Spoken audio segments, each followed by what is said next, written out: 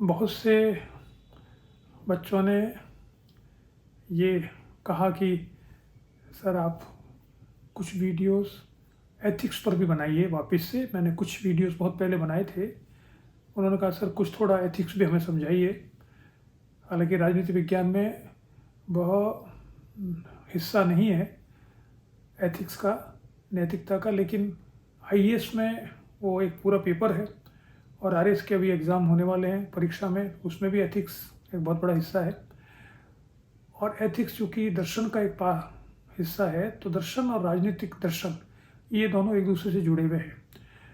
और जो अधिकतर विचारक जिन्होंने नैतिकता की बात की है या नैतिकता को परिभाषित किया है, वो वही हैं जो कि राजनीति में दर्शन देते हैं। इसलिए ओवरलैपिंग भी है। और मेरा ये मानना है कि अगर हम दर्शन को थोड़ा समझ लें, क्योंकि किसी दार्शनिक की दार्शनिक मान्यताओं को अगर हम समझते हैं तो हम उसके राजनीतिक विचारों को समझने में हमें आसानी होगी। तो चलिए आज थोड़ा सा शुरुआत करते हैं, छोटे वीडियोस बनाते हैं कुछ एथिक्स के बारे में। तो आज सबसे पहले शुरुआत करते हैं एथिक्स में अरस्तू से। अरस्तू बहुत बड़ा विचारक है, हम लोग जानते हैं, राजनीति में भी और दर्शन शास्त्र में भी। वह नैतिकता के बारे में, एथिक्स के बारे में क्या सोचता है। देखिए, एथिक्स का अर्थ होता है, वैसे बहुत सी परिभाषा है, लेकिन एक अर्थ है कि जिसमें सही और गलत का निर्णय कैसे लिया जाता है, ये एथिक्स है या नैतिकता है। एथिक्स तो समाज का होता है, किसी समूह का होता है, किसी प्रोफेशन का होता है, और नैतिकता हम व्यक्तिगत होने की बात करते हैं। ये सामान्यतः अंतर किया जाता है। तो क्या सही है और क्या गलत है, चाहे वो समाज के लिए हो, किसी प्रोफेशन के लिए हो, किसी व्यक्ति के लिए हो, ये जानना ही एथिक्स को जानना है। इसमें कई सवाल खड़े होते हैं। क्या कोई सामान्य सिद्धांत है जिसके आधार पर यह तय किया जा सके कि मनुष्य को क्या करना चाहिए, क्या नहीं करना चाहिए? या एथिक्स समय और परिस्थिति के अनुसार तय होता है कि किसी समय और परिस्थिति के अनुसार क्या सही है, क्या गलत है, ये तय किया जाए। जैसे सुकरात का उदाहरण है। सुकरात ने, हम जानते हैं कि दर्शन को लोकप्रिय बनाया, और वह सड़कों पर घूमता था, लोगों से बातचीत करता था, और उनकी जो गलत मान्यताएं हैं उन मान्यताओं को वो ध्वस्त करता था। ऐसे उसने कहीं पर पूछा कि चलिए बताइए कि सही रास्ता क्या है, नैतिकता क्या है, नैतिक और अनैतिक में क्या अंतर हो सकता है? तो जो सज्जन थे उन्होंने कहा बिल्कुल हो सकता है। उसने कहा जैसे ये है कि झूठ बोलना अनैतिक है और सच बोलना नैतिकता है। तो सुकरात कहता है कि चलिए मैं एक उदाहरण देता हूँ कि आपके पास आपका मित्र आया और वो सुसाइड करना चाहता है, बहुत निराश है अपने जीवन से, लेकिन उसको सुसाइड करने के लिए छुरा नहीं मिल रहा। वो छुरे से मारना चाहता है खुद को, और उसको पता था उसके दोस्त के पास छुरा है। तो दोस्त के पास आया कि मुझे छुरा दो, मेरे को आत्महत्या करनी है। अब नैतिकता का दावा तो यह है कि उसको सच बोलना चाहिए, हाँ ये छुरा मेरा है, ये ले जाइए। लेकिन वो क्या करेगा, वो उसके जीवन को बचाना चाहेगा, इसलिए कहेगा नहीं मेरे पास कोई छुरा नहीं है, वो झूठ बोलेगा। तो ऐसी स्थिति में उसका झूठ बोलना नैतिक है या नहीं है, कि सुकरात ने सवाल किया। इसका उत्तर स्वभावतः वो नहीं दे पाया, चुप हो गया। तो उसने कहा कि नैतिकता को ऐसे परिभाषित नहीं किया जा सकता किसी एक लक्षण से। नैतिकता बहुत बड़ी चीज़ है जिसमें बहुत सी बातें सम्मिलित होती है। तो हम अरस्तु पे आते हैं। अरस्तु नैतिकता को कैसे परिभाषित करता है? अरस्तु पाने से पहले फिर एक बात हम समझें कि नैतिकता की जब हम बात करते हैं तो वो इस बात से जुड़ी हुई है कि मनुष्य जीवन का उद्देश्य क्या है। जो उसका उद्देश्य है उसे प्राप्त करने में जो सहायता मिलती है वो तो नैतिकता होती है, और जिसको उसको मिलने में सहायता नहीं मिलती है, बाधा उत्पन्न होता है, वो अनैतिकता है। जैसे हम कहें कि हमारे जीवन का उद्देश्य भगवान को प्राप्त करना है, ईश्वर को प्राप्त करना है। तो अगर ईश्वर को प्राप्त करना है तो हम जानते हैं कि हम एक अच्छे सच्चे इंसान बने, दूसरों की सहायता करें, दूसरों को नुकसान न दें, तो वो नैतिकता है हमारी। और हमारा ये अगर उद्देश्य नहीं है जीवन का, कुछ और उद्देश्य है, तो हमारी नैतिकता कुछ अलग प्रकार की होगी। मैकियावेली ने इसको ही दूसरी तरह से कहा है। तो अरस्तु के अनुसार मनुष्य जीवन का उद्देश्य क्या है? हर विचारक पहले ये स्पष्ट करता है अपने विचार में, चाहे वो स्पष्टता लिखे या ना लिखे वो अलग बात है, लेकिन वो ये मान्यता उसकी होती है कि मनुष्य जीवन का उद्देश्य क्या है, उससे वो बात शुरू करता है। उसके बाद उसके राजनीतिक जो पक्ष है वो सामने आता है, सामाजिक आर्थिक सब प्रकार के पक्ष सामने आते हैं, अलग अलग प्रकार के विचार सामने आते हैं।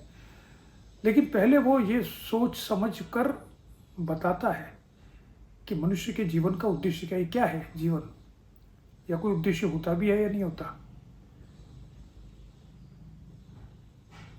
तो अरस्तु कहता है कि पहली बात कि मनुष्य दूसरों से अलग है, ये पहली स्थापना है, उसकी मान्यता है। उसने 2 पुस्तकें लिखी है जो महत्वपूर्ण है, बहुत सारी लिखी वैसे तो, लेकिन एक तो पॉलिटिक्स जिसका अध्ययन हम लोग राजनीतिक विज्ञान में करते हैं, और दूसरी है निकोमस एथिक्स जो उसने अपने बेटे निकोमस के लिए लिखी थी। वो भी राजनीति से संबंधित ग्रंथ है, क्योंकि उस समय राजनीति में ये सारी बातें सम्मिलित होती थी, चाहे वो धर्म की हो, चाहे नैतिकता की हो, चाहे राज्य की हो, चाहे नागरिकता की हो। ये सभी बातें राजनीति से संबंधित थी। तो उसने ये प्रश्न उठाया कि सबसे पहले मनुष्य को परिभाषित कैसे करेंगे, मनुष्य का उद्देश्य क्या है। तो उसके अनुसार मनुष्य की एक प्रकृति होती है, there is a common human nature, ये अरस्तु कहता है। अब इसकी आलोचना हम जानते हैं बाद में सार्त्र ने 20वीं शताब्दी में की थी, जिसमें कहा था कि there is no common human nature, वो अलग है। अरस्तु मानता है कॉमन ह्यूमन नेचर होती है जिससे सब मनुष्य बंधे हुए होते हैं, और वो उसको दूसरे जीव जंतुओं से अलग करती है। अब वो कॉमन ह्यूमन नेचर क्या है? वो है उसका विवेक का होना। प्रत्येक व्यक्ति में एक विशेष स्तर का विवेक होता है जो उस व्यक्ति को या उन व्यक्तियों को या व्यक्तियों के समूह को दूसरे जीव जंतुओं से अलग करता है। So that is the unique characteristic of human being, that human beings possess reason और रेशनलिटी। अब इससे वो क्या करते हैं, ये तो उनकी प्रकृति होगी। अब इस प्रकृति से वो क्या करना चाहते हैं, हर व्यक्ति क्या करना चाहता है अंतिम रूप से? बहुत से काम करता है, लेकिन अंतिम रूप से वो क्या चाहता है हर कार्य करने से बाद? तो अरस्तु कहता है कि वो चाहता है, वो एक ग्रीक वर्ड यू काम में लेता है जिसके कई अर्थ निकाले जाते हैं आज। ग्रीक वर्ड है यूडाइमोनिया। यूडाइमोनिया इसका सामान्यतः अर्थ निकाला जाता है प्रसन्नता, हैप्पीनेस। हालांकि कई जगह इसको कहा जाता है कि सक्सेस भी है, ऑल वेल बीइंग भी है, यानी उसका अंग्रेजी में तो इसका अनुवाद कई तरह से किया जाता है, लेकिन सामान्यतः ये प्रसन्नता मानी जाती है, happiness. So everybody wants in his life what? Happiness, प्रसन्नता चाहता है। विवेक के माध्यम से वो हर व्यक्ति चाहता है, जब हम देखें साधारणतः बात करें किसी से भी, तो हर आदमी चाहता है यार सुखी रहे, आराम से रहे, ये जीवन का उद्देश्य है। सुखी रहने या प्रसन्न रहने के क्या क्या तत्व हैं, किन तत्वों से मनुष्य प्रसन्न रहता है? तो हम सामान्यतः प्रसन्नता को जोड़ते हैं जो हमारे तात्कालिक जो प्लेजर मिलता है, सेंसुअल प्लेजर जिसे कह सकते हैं हमारे, उसको हम कहते हैं प्रसन्नता का। वो एक द्योतक है, प्रसन्नता का एक तत्व है। जैसे आज बारिश हो रही है, मौसम हो रहा है कचौरी खाने का, तो हम गए, हमने गरम गरम कचौरी खाई, चाय पी, तो हम प्रसन्न हो गए। हम पिकनिक पे गए, हमने देखा कि हमने सुना कि कहीं पर उस नदी में चादर चल गई है, तो हम चादर देखने चले गए, हम प्रसन्न हो गए। हमने देखा उस बांध पे गेट खोल दिए जिससे पानी बह रहा है, तो हम वहाँ देखने चले गए, प्रसन्न हो गए। हम पिकनिक पे चले गए, हम स्विट्ज़रलैंड चले गए घूमने, बड़े प्रसन्न हो गए। हमारा बच्चा पास हो गया, हम प्रसन्न हो गए। हमको नौकरी में प्रमोशन मिल गया, हम प्रसन्न हो गए। हमारी लॉटरी खुल गई, हम प्रसन्न हो गए। हमने नया मकान बना लिया, हम प्रसन्न हो गए। हमारे बच्चे की शादी हो गई, बच्चे की, हम प्रसन्न हो गए। तो हम प्रसन्नता को जोड़ते हैं जो सेंसुअल प्लेजर है, इमीडिएट, और जो टेम्पररी है, उसको हम प्रसन्नता मानते हैं। ये प्रसन्नता है। अरस्तु कहता है ये प्रसन्नता नहीं है। उसने कहा this temporary phase of pleasure is not equal to happiness. ये जो सुख मिल रहा है ये प्रसन्नता नहीं है, क्योंकि ये तो आपको महसूस हो रहा है, इसको आप प्रसन्नता कह रहे हो। वो कहता है प्रसन्नता इज एन ऑब्जेक्टिव कंडीशन, क्योंकि ये जो महसूस हो रहा है ये तो आपको दोनों तरह से महसूस हो सकता है। अभी आपको प्रसन्नता हुई किसी बात से, इस बात में, तो इसके बिल्कुल विपरीत बात भी सामने आ सकती है, उससे अप्रसन्नता, फिर आपको हो गया, अप्रसन्न हो गए। आप गए पिकनिक में घूमने और आपको चोट लग गई, अब आप करो हम तो अप्रसन्न हो गए। कहाँ आए थे? पिकनिक में घूमने आए थे हम तो, हमारे तो टांग में मोच आ गई। अब हम क्या करें? प्रसन्न है, अप्रसन्न है? तो वो कहता है इससे न तो प्रसन्नता और अप्रसन्नता का संबंध है। ये कष्ट है, ये दुख है, ये अलग चीज़ है, इसका प्रसन्नता से कोई संबंध नहीं है। तो अरस्तु के अनुसार मनुष्य जीवन एक है, एक अर्थ में, जिससे वह दूसरों से अलग होता है, दूसरे जीव जंतुओं से, और वह है उसके अमाउंट ऑफ रीज़न, विवेक की मात्रा उसमें बहुत अधिक है, और उस विवेक के माध्यम से वह यूडाइमोनिया को प्राप्त करना चाहता है, जिसे हम अंग्रेजी में हैप्पीनेस कहते हैं। लेकिन वो हैप्पीनेस वो नहीं है जिससे हम प्लेजर भी कहते हैं। Pleasure is not equal to happiness. तो फिर हैप्पीनेस क्या होती है? वो कहता है कि हैप्पीनेस बाह्य चीज़ों पर निर्भर नहीं कर सकती, क्योंकि बाह्य वस्तुएं आपके बहुत सी बातें आपके नियंत्रण में नहीं है। जो चीज़ नियंत्रण में नहीं है उसकी खोज कैसे की जा सकती है? वो आपका उद्देश्य कैसे हो सकता है जीवन का? यानी आप तो सही हो बिल्कुल, मान लीजिए आपने तो खाना भी अच्छा खाते हो, व्यायाम भी करते हो, आप स्वस्थ हो, आपका प्रमोशन भी हो रहा है, आपके बच्चे भी सही हैं, और आपके भाई की चोट लग गई, उसको घाटा लग गया, आपके दोस्त की एकदम से एक्सीडेंट में मृत्यु हो गई, आपने सुना रहे वो जा रहा था स्कूटर पे और ट्रक ने टक्कर मार दी। अब आप तो उसकी कोई मदद नहीं कर सकते, न वो आपके हाथ में है, लेकिन उससे आपको दुख पहुंचता है। उसको छोड़िए, आप तो वैसे ही अखबार सुबह हम पढ़ते हैं और देखते हैं कि वो एक ट्रक ने किसी को टक्कर मार दी, तो हम कहते हैं बहुत बुरा हुआ बेचारे के साथ, हमारा कोई इससे संबंध नहीं है, but still we feel unhappy. एक कोई न कोई कनेक्शन आ रहा है वहाँ पे, इतने लोगों के साथ वहाँ गोलियाँ चल गई और लोग मर गए, निहत्थे लोग मर गए, वहाँ लूटपाट हो गई, किसी की दुकान लूट ली गई, तो हम कहते हैं बेचारे के साथ बड़ा बुरा हुआ। तो बहुत सी घटनाएं हैं जो हमारे आसपास होती है, कुछ हमारे से संबंधित है, कुछ हमारे से संबंधित नहीं है, लेकिन हमको सूचना मिलने पर ही हम दुखी हो जाते हैं। तो फिर ये जो चीज़ हमारे नियंत्रण में नहीं है वो हमारे जीवन के उद्देश्य को कैसे तय करेगी? इसलिए अरस्तु कहता है ये प्रसन्नता का या अप्रसन्नता का सूचक नहीं है। जो आपके नियंत्रण में नहीं है, बहुत सी वस्तुएं जो आपको प्रभावित करती है, क्योंकि हम मनुष्य जीवन, हम समाज में रहते हैं, हम समाज से अलग, तो प्रसन्नता का कोई अर्थ नहीं है। हम समाज में रहते हैं, समाज में बहुत सी घटनाएं होती हैं जो हमको प्रभावित करती है, और जो हमारे नियंत्रण में नहीं है, तो हमारे जीवन का उद्देश्य वो नहीं हो सकता। हमारे जीवन का उद्देश्य वो हो सकता है जिसको हम नियंत्रित कर सकें, वही तो हो सकता है जिसको हम अचीव कर सकें। तो वो क्या है? तो कहता है प्रसन्नता का अर्थ यह है, यूडाइमोनिया का अर्थ यह है कि हम अपने कैरेक्टर को बनाएं, या हम वर्चुअस जीवन जिए, सद्गुण हो हमारे जीवन में, सद्गुणी जीवन जिए। अब सद्गुणी जीवन क्या होता है या कैरेक्टर क्या होता है? उसका अर्थ है कि हम समाज में सही उचित व्यवहार करें, प्रॉपर बिहेवियर करें, वो ऐसा बिहेवियर करें जो समाज की बहुत सी घटनाओं से जो प्रभावित ना हो, जहाँ तक हो सके। और ये हम पैदा होने पर नहीं सीख सकते, क्योंकि अगर हम समाज में रहते तो धीरे धीरे समाज में व्यवहार करना सीखेंगे। और कैसे व्यवहार करना चाहिए ये कौन बताएगा? ये हमारे माँ बाप बताएंगे, हमारे स्कूल टीचर बताएंगे बाद में। तो आप जैसे ग्रो करते हो बचपन से, और आपको जो सिखाया जाता है कि अच्छे तरह से व्यवहार कैसे करना, वही आपके सद्गुण हैं। बड़ों का आदर करना, सामान सही जगह पर रखना, परीक्षा के लिए ईमानदारी से मेहनत करना, भाई बहनों से लड़ाई न करना, ये सब क्या है? ये सब व्यवहार है जिसे हम कहते हैं वर्चुअस। ये सद्गुणी व्यवहार है, किसी से घृणा न करना।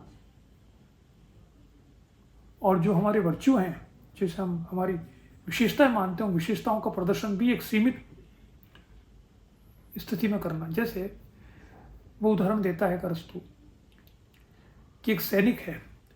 अब सैनिक का क्या काम है कि वह रक्षा करे। अब मान लीजिए कहीं वो फंस गया, ऐसी जगह फंस गया जहाँ पर बहुत से लोगों की रक्षा करनी है उसको, और दुश्मन उस पर हमला कर रहा है। तो एक अच्छा सैनिक, जिस करेक्टर वाला सैनिक है, वर्चुअस सैनिक कौन होगा? जो ये कोशिश करेगा कि वो भी जिंदा बच जाए और उस जिनकी वो रक्षा करना चाहता है वो भी जिंदा बच जाए, लेकिन वो पूरी कोशिश करेगा उनको बचाने की, अपनी जान की बाजी लगा देगा। लेकिन उसमें ध्यान रखेगा, दिमाग लगाकर, रीजन, रेशनल विवेक से, कि ये दोनों बातें कैसे संभव हो, उसको करने की प्रयास करे। हो सकता है सफल हो सकता है ना हो। ये तो एक तरीका है। एक हो सकता है मूर्ख व्यक्ति, फूल हार्डी जिसे कहते हैं, वो कहेगा अरे मुझको लोगों को बचाना है, तो वो जाके कुछ लड़ाई करने पहुंच जाएगा अपने आक्रांताओं के सामने। और चूंकि वो कोई सोच समझ कर नहीं जाएगा, दिमाग नहीं लगाएगा, तो सबसे पहले वही मरेगा और औरों को भी मारेगा। तो वो कोई साहस नहीं है। That is not brevity. Bravery नहीं है वो, साहस नहीं है। मूर्खतापूर्ण लड़ाई लड़ना साहस नहीं है, दिमाग लगा के लड़ाई लड़ना साहस है। और तीसरा कर क्या हो सकता है कि वह डर जाए, कर रहे बहुत सारे लोग हैं, कैसे कैसे हो जाएंगे, और भाग जाए, तो वो अपना कर्म भी नहीं कर रहा है। तो दो एक्सट्रीम हो गए। एक तो हो गया बिना सोचे समझे युद्ध करना, एक बिना सोचे समझे भाग जाना। इन दोनों के बीच में वो है जो ब्रेव है, जो सोच समझकर अपनी ड्यूटी समझकर लड़ाई लड़ रहा है, अपने पर आश्रित लोगों को बचाने का प्रयास कर रहा है। तो मिडिल पाथ, और इसे अरिस्टो का मिडिल पाथ कहा जाता है। Virtuous life is to walk on the middle path. तो सद्गुणी वो है जो अति में विश्वास नहीं करता, चाहे वो संविधान हो, चाहे वो समाज हो, चाहे व्यक्ति का व्यवहार हो, वो अति नहीं होना चाहिए। आप मोबाइल देखें, दिन भर मोबाइल देख रहे हो, अति है। बिल्कुल भी नहीं देख रहे हो, कहीं कहते माँ बंद कर दो, इसको देखने मत दो, वो दूसरा अति है। मोबाइल आ गया है, लोग देख रहे हैं, it is part of life. तो आपको भी 2 घंटे देखेगा, आधे घंटे देखेगा, उसमें अच्छी चीज़ें देखेगा। ये हुआ वर्चुअस। और आप एक एक्सट्रीम जाएंगे कि नहीं मोबाइल बंद कर दो। कई परिवार वाले कहते हैं बच्चों को मोबाइल मत दो, बंद कर दो। चलो बंद कर दीजिए, तो सारी दुनिया देख रही है, आप नहीं देख रहे हो, तो बच्चे तो आशंकित होंगे ना। बच्चे कहेंगे हम तो पीछे रह जाएंगे। और या बच्चों को आप पूरी छूट दे रखी है, दिन भर देखो आप, वो दूसरा एक्सट्रीम है। तो अरस्तु ने ये बताने का प्रयास किया है कि मनुष्य जीवन का उद्देश्य, समराइज करता हूँ इसको, कि मनुष्य प्राणी दूसरे प्राणियों से अलग है क्योंकि उनकी एक समान प्रकृति है, और वो समान प्रकृति है उनमें समान विवेक का होना।